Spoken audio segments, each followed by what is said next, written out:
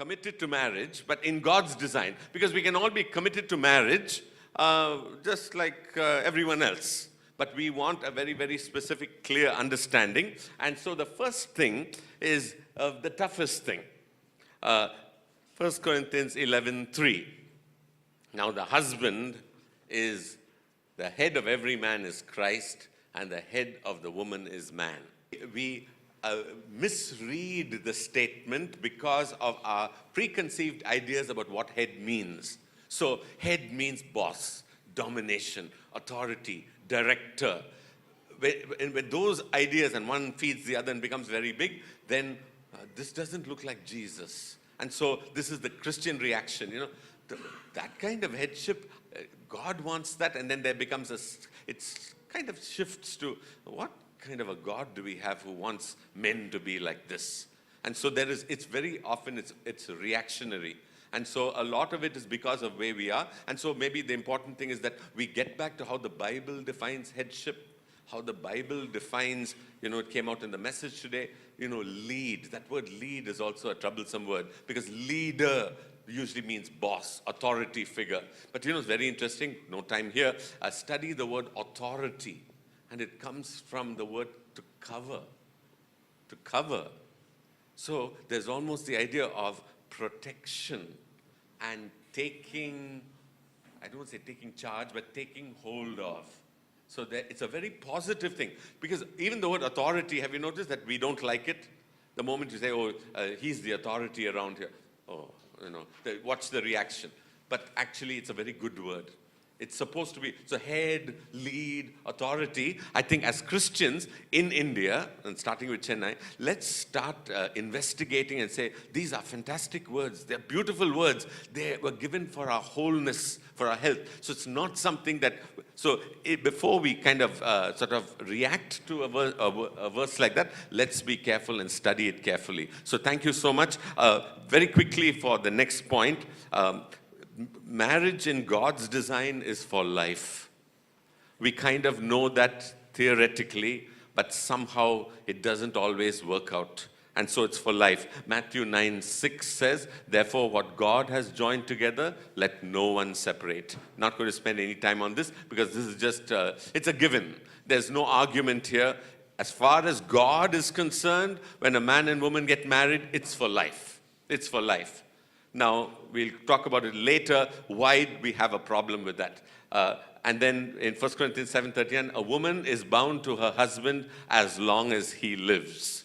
And it's only if death is the only thing that can break the marriage bond. And that's why, the vows, for better, for worse, for richer, for poorer, until death do us part, And so that's why, because this is a divine ordinance, it is a standard, and it is a mandate. And so I think as Christian husbands and wives and those who are not married, please, right now commit that no, when I get married, it's going to be for life. And I'm going to make it work. We'll come to that. And then, I think we all understand the concept of mutual submission. This is interesting, because submit is another misunderstood word like authority. But from the other side, submit is, be a doormat, crawl around, he'll kick you, and then you have to say, thank you, sir. Can I give you some more coffee? Say, submit, stupid word. I tell you, the Bible is really out of touch with human beings, right? And so, but Paul writes this, Ephesians 5:21, submit to one another out of reverence for Christ. And then he goes into wife submit and husband love your wife. So it's supposed to be mutual submission. And so that is a very positive thing. Giving in my way or my rights is not considered weakness in the scripture. Giving in for the sake of someone else is considered serving and loving, which we are told to do. So we really should not have a problem with the word submit. Wives to husbands and husbands to wives. Now, people say, but the Bible doesn't say husband submit to wife. Tell her to submit to me. Very often we get this problem where we use God's instructions always for the other person. But you notice this. The Bible tells husbands some things and tells wives some things. And so what? Husbands, you better love your wife like Christ loved the church. How about that? Now, how much of rights did Jesus have? I mean, you know the story very well, so you should have no problem answering. He laid down his life. So now when you lay down your life, where are you? So let her walk on you. Because how did people treat Jesus? How did people treat Jesus? Spat on him.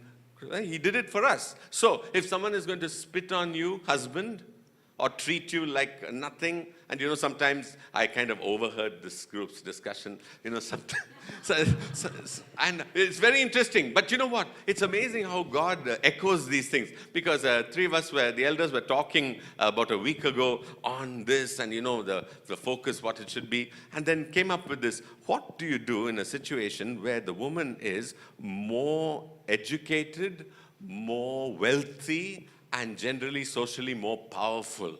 What do you do there? Will that kind of woman be able to accept the biblical design, God's design for marriage? And so, when you talk about sometimes if the woman is very educated and she's got a lot of money and she has a very high position in her job, is she going to listen at home to her husband? She'll say, I'm directing 55 men in my department, and now you come here and you're asking for coffee. You go get me the coffee. You know what I mean? It's hard to switch roles. But mutual submission is not a negative thing. And so, it's almost like, hey, out of reverence for Christ, I like Paul all the way he brings Christ into the picture, okay? And then, foundation of society. The biblical design of marriage is the family is the foundation of society, and the husband-wife relationship is the key. And so it's how husbands treat their wives and how wives treat their husbands is actually the foundation for society for generations to come. And so take this very seriously. Even if you don't have children, you have a whole lot of kids watching you. So, those who don't have children, please don't think that you're exempted from this, because there are people watching. I'm telling you, everyone is watching. Young people are watching marriages. Didn't you do that? I did that. And, no, I mean, right, didn't we watch, we were, I don't know if this is for me. Didn't you all go through that? Come on, be honest. I know this is a church building, but honesty is fine, no problem. You won't get into trouble. So be truthful. You looked around at marriage and say, and we have students telling us that, I said, I'll never get married because every marriage I saw just, whatever the past tense of stank. Huh? Every marriage I saw, I don't think I want to get married. You can't blame them because of that. But marriage is the foundation of society, and so we have to honor that. It's God's design. And finally, it's a reflection of Christ and the church. Ephesians 5:25, husbands, love your wife as Christ loved the church and laid down his life for it in order to present her like a radiant bride. So men, when you submit, you are only acting like Jesus. So there's no power play involved. Take that thinking out of the marriage situation. Who's on top? No, we're not interested in that. Who's in power? No. And who's directing? And that kind of talking should go. And we need to just honor God. How can we make our marriages more like a covenant? What can you do? In fact, that's basically what we're going to do in today's session, is this whole idea of covenant. And if you want to see, the word covenant is actually the term commitment. Not a contract, but so what we are calling committed to marriage is basically the marriage covenant. What does that mean? How do I participate in it? Because the covenant is a very personal thing. A contract can be somewhat impersonal, but a covenant becomes very personal between the two parties. Okay, and so we want to go on and look at essentials of a committed marriage. We're going to go through this very, very fast. Okay, let's go through it. Essentials of a committed marriage or a covenant marriage. And very fast, because you know this, there is only one common point. It's a promise. You know that when you made your vows, you promised. And so those who are not married, you are going to promise when you get married. Yeah, and that's just sometimes people work out this whole thing and they say, you as a spouse, husbands, give 100%. Give 100%. And wives, give 100%. The way Paul writes it, he writes, husband, love your wife as Christ loved the church. It's not if she submits to you, love her. He puts no condition in it. He said, you just love her just like Jesus did. Don't worry about her response. Don't worry about whether she says thank you. That's the idea. The contract, it's like, are you doing your part? So it is, in a sense, unilateral. And it is like, if it let it depend completely on me. And I think, we'll say this to the men. You take the initiative and say, you know what? I'm going to take complete responsibility for the success of this marriage. I'm going to do it. Now, the what we'll call the secular marriage advice and, the counseling thing and all that, that'll never work, that'll never work.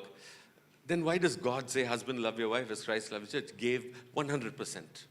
Now, what did the church do? Well, in a sense, that's the problem of the church. Do I love him 100%? No, I don't. But he still loves me 100%. I mean, our whole salvation teaching in Christianity is Jesus paid it all. I don't pay anything. Does it work? Oh, yes, it works. Because it's wonderful to experience that. So it's a promise. You're making a promise. And a promise doesn't need the other party's agreement or participation. I'm going to do this. Remember when you were young, your dad would say, okay, we're going out to the beach. Now, what should I do so that we go to the beach? No, we're just going to the beach. A promise is one-sided. That's talked about a lot in the Bible. And so in marriage, it's a promise. Secondly, it is a trust. And then basically you're entering into a trust relationship where you're going to trust the other person, even if you don't always feel that, that the person is trustworthy. Now, here is where we are saying, hey, you've got to be Jesus, even when they're not trustworthy. Third is flexibility. Flexibility. And you'll say, why flexibility doesn't sound like a biblical word. Flexibility is give in. It's actually another way of saying submit. It's okay if you don't get what you wanted. It's okay. It's fine. It's good. It's just like Jesus. Give in. And then 4 is sacrifice. And 5 is the big one, love, a terribly abstract concept. Love, love, love. But we want to learn today, what does this mean to love our spouses? That's what we want to do. Now, the common point in all of this is, it's all very personal. When you promise, you're promising to a person. When you trust, you're trusting a person. When you're flexible, you're being flexible towards that person. When you sacrifice, you're sacrificing for that person. So what we are talking about is, it's not the institution that we are committing ourselves to. We are committing ourselves to that person. Now, that changes everything.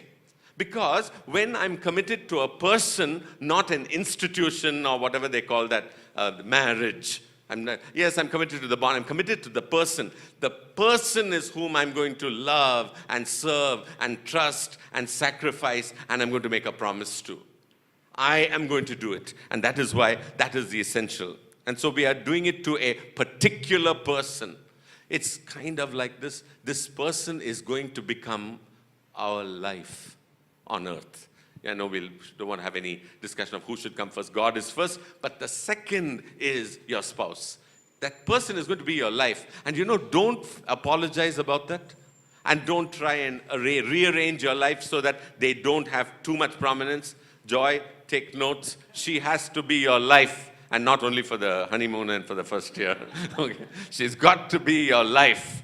And when the kids come, that's the best picture that they should see. You know what? My mom is my dad's world. My dad is my mom's world. I would say this, we always say trust and respect should be earned, not demanded.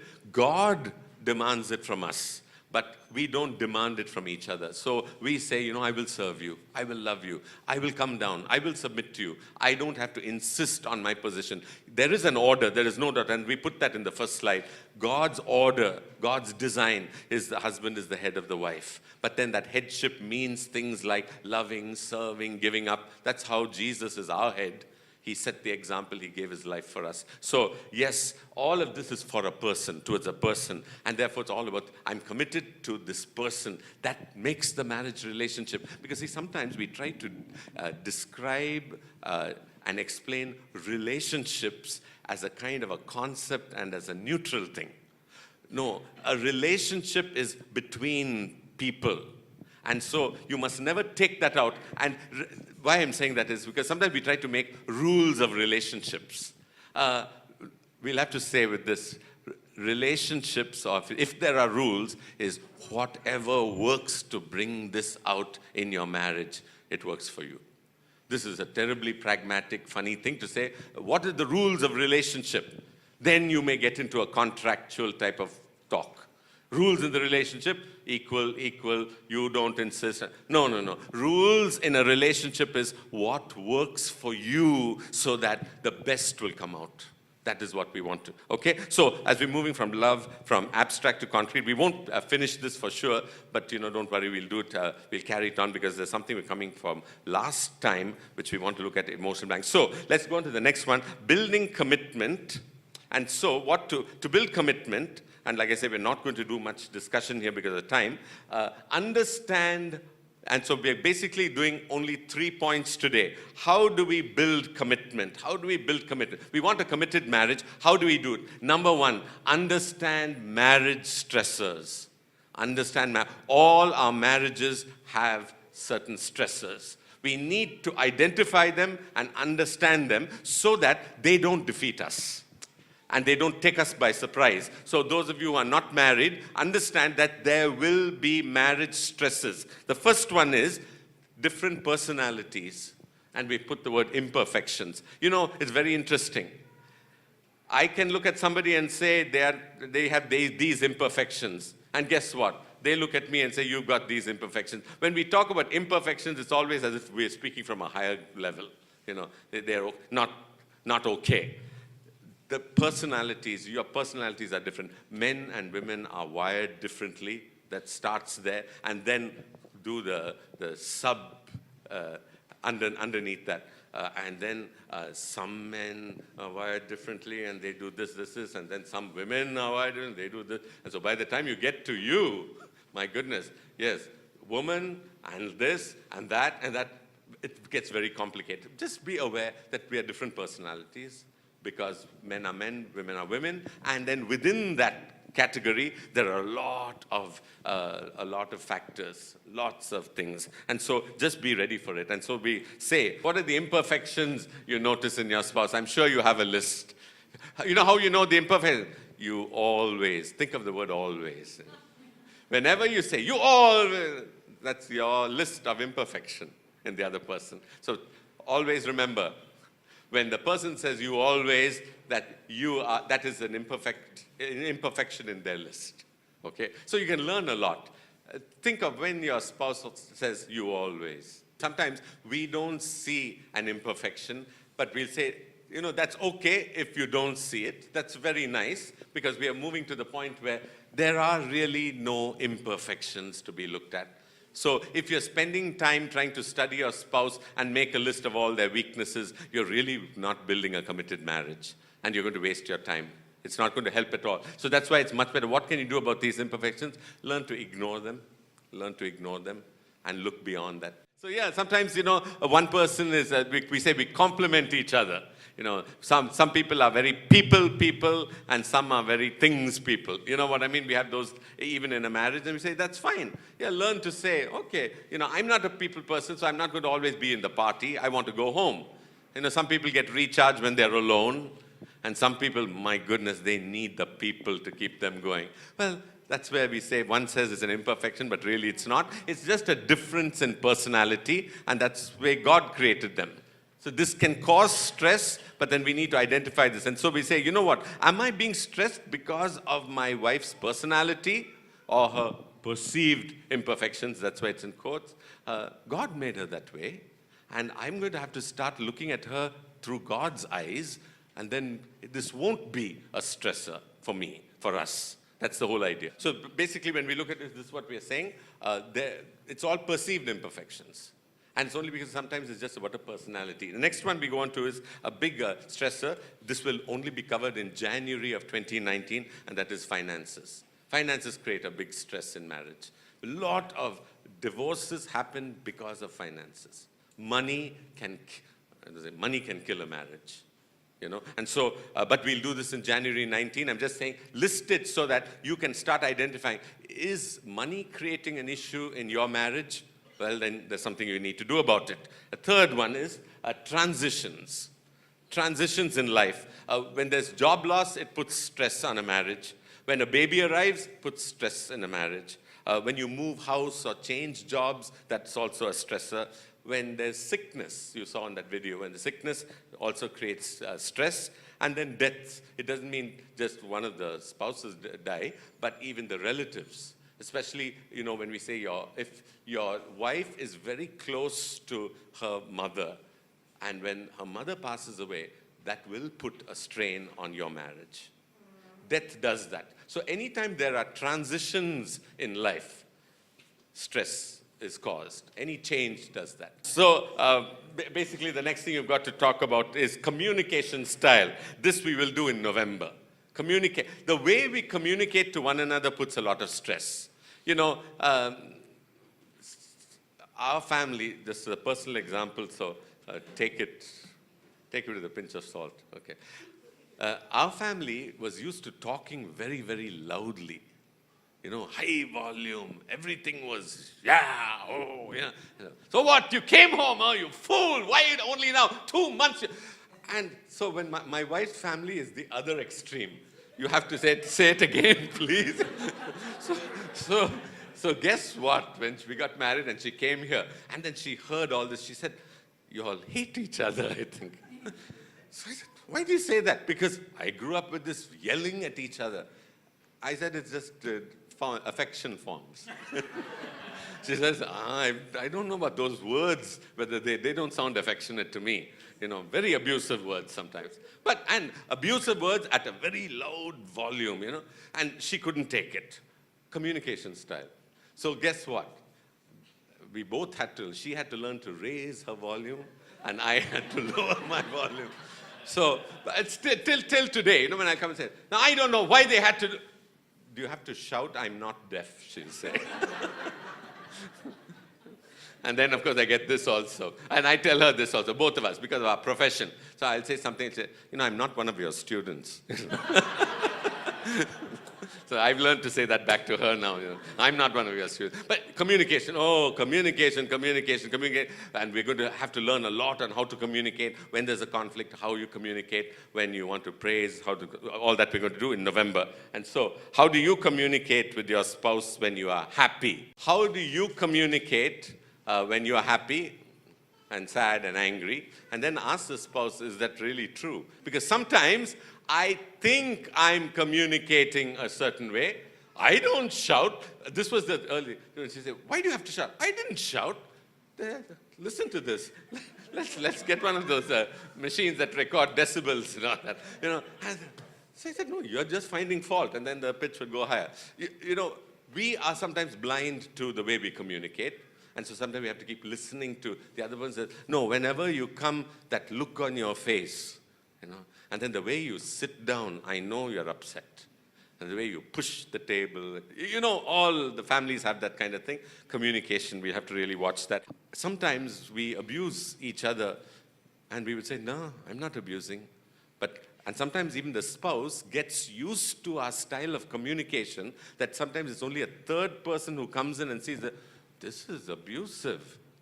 Now, because we have been talking so long to each other in this way, we don't think we are abusing, and the person doesn't think that they're being abused. The spouse doesn't know. But when you see the personality begin to sort of shrink and shrivel, then you know something like that is going on. Tolerance level is quite high when you first get married, and then you gradually get more intolerant. I think that's where certain ways that we're going to take right now, and maybe we'll only do that to say there's a great way of increasing this tolerance level, okay, and everything that goes. So we want to go to building commitment, point number 2. So one is understand the stressors. We're going to deal with them in detail later, but here's the one which I really want to come to, okay, and that is building commitment. Become your spouse's biggest fan. And so I think for the rest of our study today, that's all we're going to try and cover. Become your spouse's biggest fan. Are you ready for that? So those who are not married, prepare to become your spouse's biggest fan. And you only worry about that. Don't worry if you are their biggest fan. You only say, I'm going to become my spouse's biggest fan.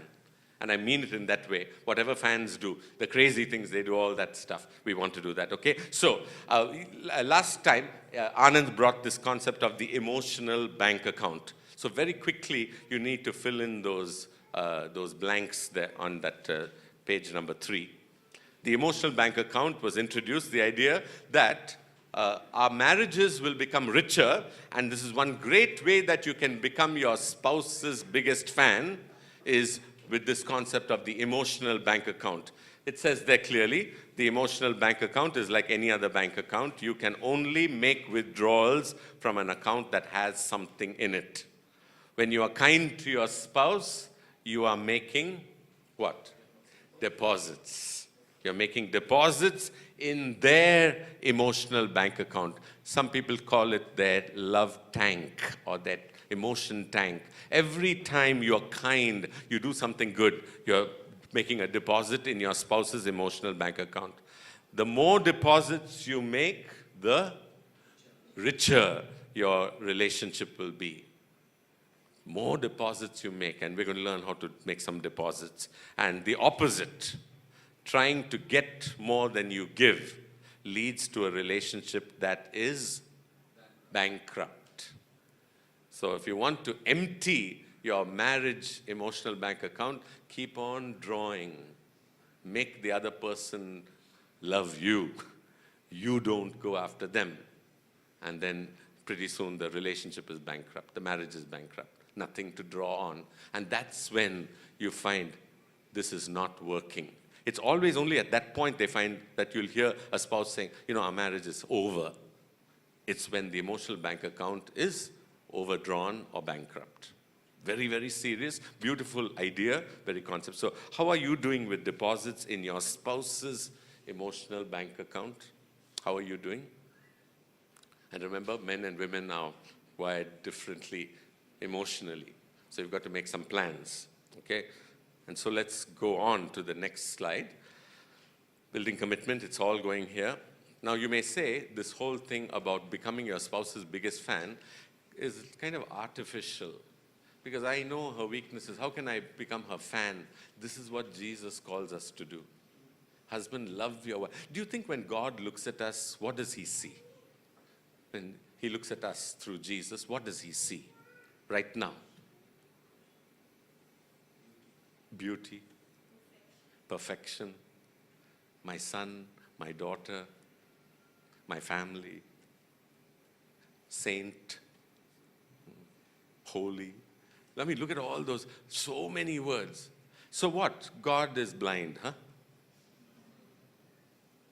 Oh, maybe we are blind. So what I'm asking you is, this whole thing about becoming your spouse's biggest fan, however artificial and silly and odd it seems, so we're going to do things which we don't really feel. Think about when you were training for athletics or some kind of sport. Did you always feel and like every part of the training? No. Get up at 5 o'clock and run this 5 km, and then come back and no ice cream and no, all those kinds of things when you're trying to trim up. Was that nice? It felt very artificial because what? I'm doing something I don't really enjoy. Why? Because I'm waiting to be a champion athlete.